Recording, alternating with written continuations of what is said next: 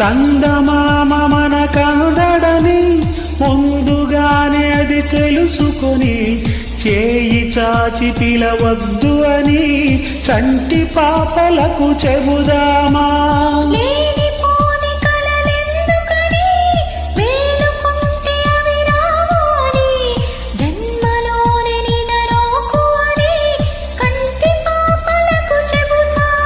కలలన్నవి కలలని నమ్మనని, అవి కలలని పిలవకు కలవమని.